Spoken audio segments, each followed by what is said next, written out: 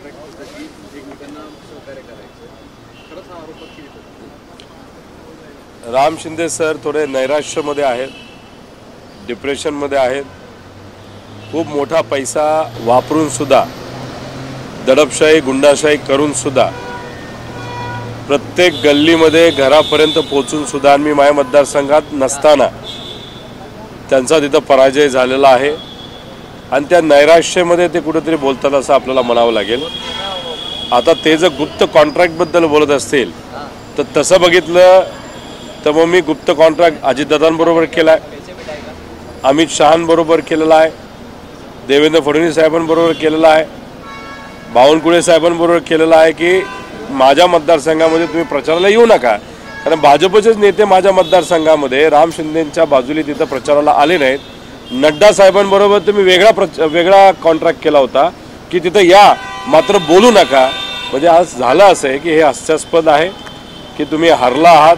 हरल्यानंतर तुम्ही कुठेतरी नैराश्यामध्ये कुठेतरी रडीचा डाव तिथं खेळत आहात. 2019ला सुद्धा अशाच पद्धतीने ते बोलले होते, डोळ्यात पाणी आणून बोलले होते.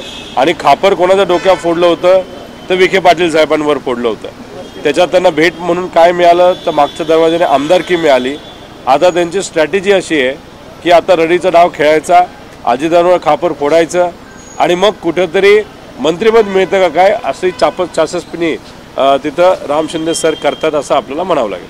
त्यांचं असं म्हणणं होतं की बारामतीमधील तुमचं मतदान केंद्रावर घड्याळाला मतदान पडलं, इथपर्यंत मॅच फिक्सिंग आहे.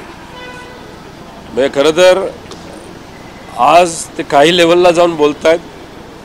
मी जर बारामतीला जाऊन मतदान केलं असतं, माझ्या पत्नीला केलं, माझ्या आईला केलं, माझ्या वडिलांनी केलं. आता मी जर गेलो असतो तिथं मी तुतारी वाजवणारा माणूस दाबलं असतं चिन्ह, थोडी मी तिथं घड्याळ दाबलं असतं.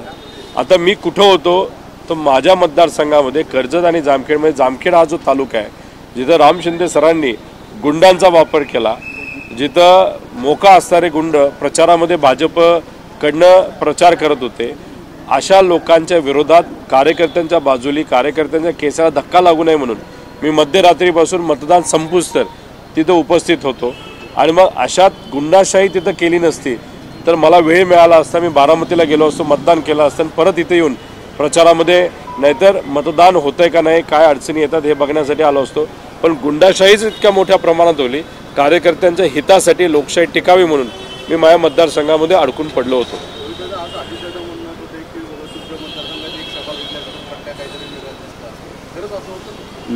जेव्हा लोकसभेचं इलेक्शन होतं तेव्हा मोदी साहेब आणि शहा साहेबांनी जिथं जिथं सभा घेतल्या तिथं भाजपला फायदा कमी आणि विरोधकाला जास्त फायदा झाला. आता अजितदादांनी सभा माझ्याकडे का नाही घेतली हे मला तरी सांगता येणार नाही. पण दादा बारामतीतच इतकं गुंतून पडले होते आणि त्यांचे जे उमेदवार आहेत घड्याळाचे, त्यांच्या इथं जाऊन प्रचार करण्यासाठी त्यांना तिथं जावं लागत होतं. इथं त्यांचा घड्याळाकडनं कुणी उभं नव्हतं, भाजपकडनं उभं होतं. आता का नाही आले ते त्यांना तिथं विचारावं लागेल. पण जसं मोदी साहेबांचा प्रचार सभेमध्ये भाजपला कमी आणि विरोधकाला जसा फायदा झाला तसं सुद्धा इथं कदाचित होऊ शकला असतं. त्यामुळे जे विषय झाले नाहीत त्याच्यावर आता चर्चा करून फायदा काय. हार जीत होत असते, पराजय हा स्वीकारावा लागतो, तो त्यांनी स्वीकारावा आणि उगाच कोणाच्या डोक्यावर खापर न फोडता मला असं वाटतं की लोकशाहीला मान्य केलं पाहिजे. कायदेशीर तुम्ही काही मार्ग अवलंबत आहात या निवडणुकीच्या पार्टी म्हणून जिथं जिथं आमचे उमेदवार पडलेले आहेत तिथं नक्कीच आम्ही विचार करत आहोत. त्या बाबतीतली बैठक आत्ता आदरणीय पवारसाहेबांच्या मार्गदर्शनाखाली, जयंत पाटील साहेबांच्या मार्गदर्शनाखाली होईल.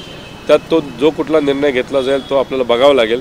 पण आज जर आपण बघितलं, नेते कुणी EVM-बद्दल बोलत नाहीत, पण सामान्य कार्यकर्ते, नागरिक मोठ्या प्रमाणात EVM-च्या विरोधात तिथं बोलत आहेत. आता महाराष्ट्रातले प्रोजेक्ट गुजरातला गेले, गुजरातले आपल्याला काय दिलं तर EVM मशीन दिलं. हे सगळ्या मशीन गुजरातच्या आहेत आणि त्याच्यामध्ये अनेक लोक आता शंका घेत आहेत. आत्तासुद्धा दिवसभरामध्ये 20-25 उमेदवारांशी मी बोललो. त्यांचं मत आलं, आमच्या गावामध्ये जिथं हक्काचं मतदान आहे, लोकांनी माझ्यासाठी प्रचार केला, तिथंसुद्धा आमचं त्या गावचं बूथ हे मायनस आहे, हे कसं होऊ शकतं. असे अनेक शंका लोक आता घ्यायला लागलेले आहेत. पुढच्या काही दिवसामध्ये हे वातावरण अजून EVM-च्या विरोधात तिथं गरम झालेलं आपल्या सगळ्यांना बघायला मिळेल.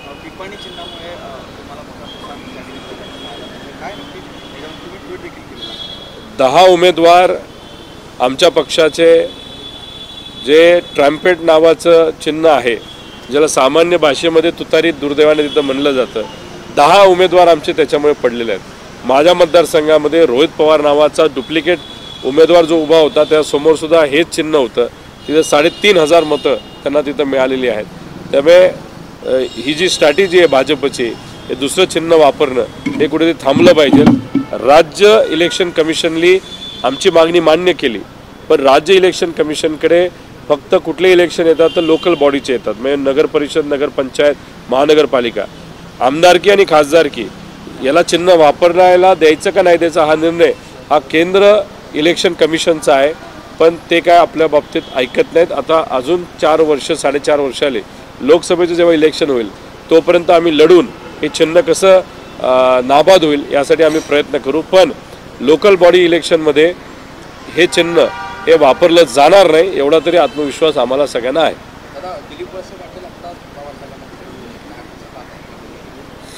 आता VSIची एखादी बैठक असेल, VSIच्या बाबतीतली एखादी चर्चा असेल म्हणून भेटल्या असाव्यात असं आपल्याला म्हणावं लागेल. पण अजूनपर्यंत भेटीनंतर मी साहेबांना भेटलो नाही, त्यामुळे पवार साहेबांनी त्या बाबतीत खुलासा केला नाही, न दुसरा कोणी केलेला आहे. मला या बाबतीत काही बोलता येणार नाही.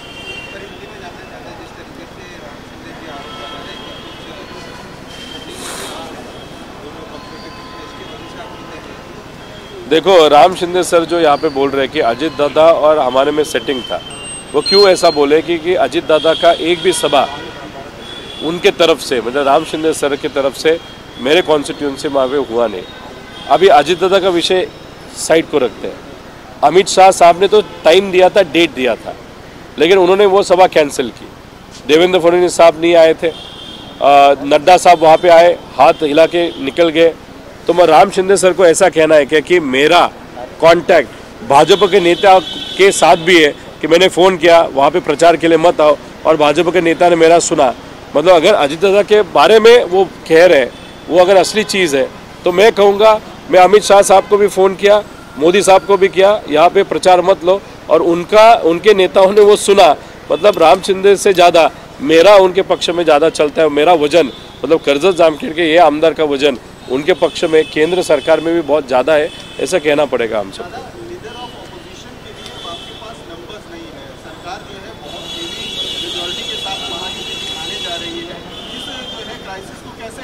तीनों पक्षों का नेता साथ में बैठते हुए एक गठ का नेता वहाँ पे अगर प्रपोज करे, उनको अगर विरोधी पक्ष नेता घोषित किया गया तो कुछ फ़ायदा हो सकता है, लेकिन वो पूर्ण अधिकार ये स्पीकर के हाथ में. अभी स्पीकर देखते लोकशाही मानते हैं कि नहीं मानते, या ऐसे ही 5 साल विदाउट लीडर ऑफ अपोजिशन वो कामकाज चलाना चाहते हैं, वो हमको देखना पड़ेगा.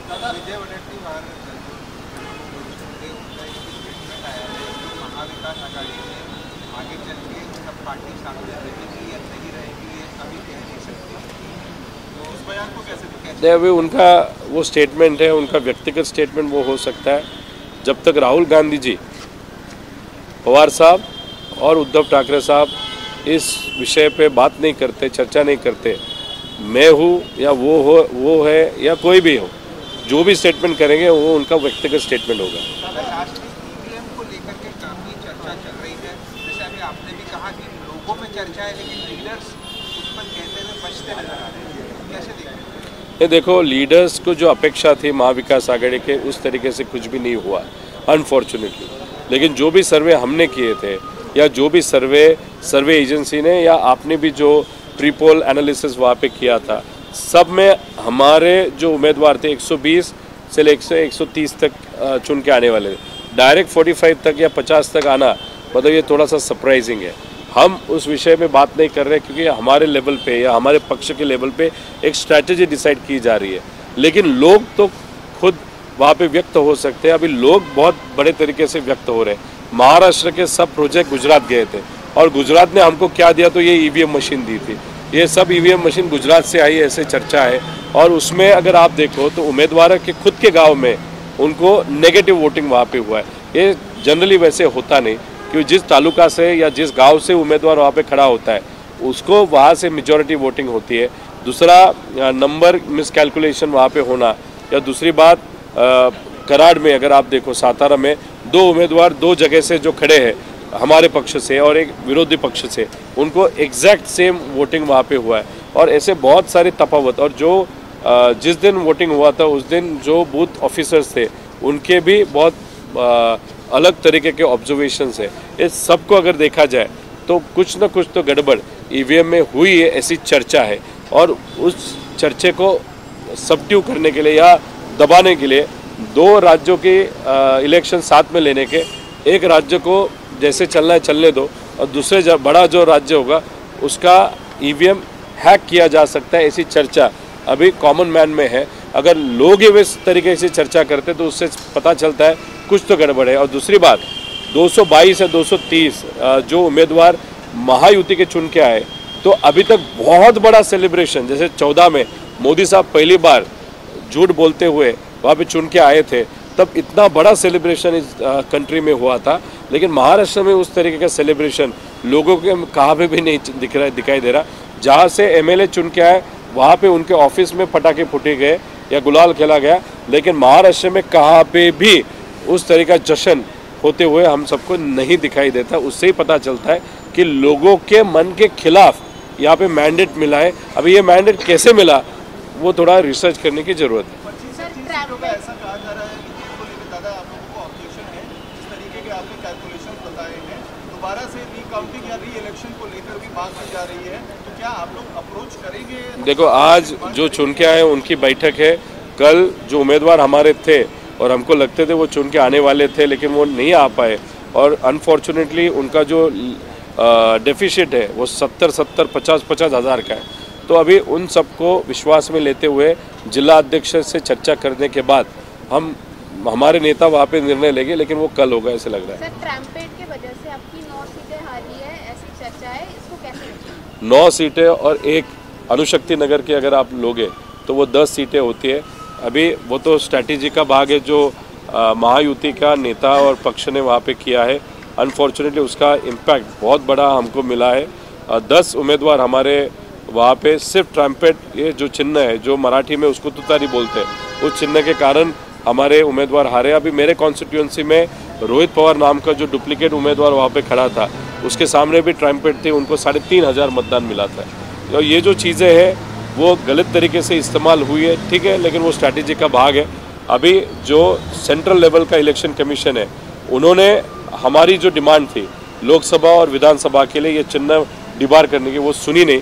महाराष्ट्र के इलेक्शन कमीशन ने वो सुनी है, लेकिन वो जो लोकल बॉडी इलेक्शन है उसके लिए सुनी है। अभी लोकल बॉडी इलेक्शन फरवरी महीने में होगी ऐसे हम चर्चा है। उस इलेक्शन में हम देखेंगे अभी उस चिन्ह का कैसे होगा और हमारी रणनीति क्या होगी। Thank you.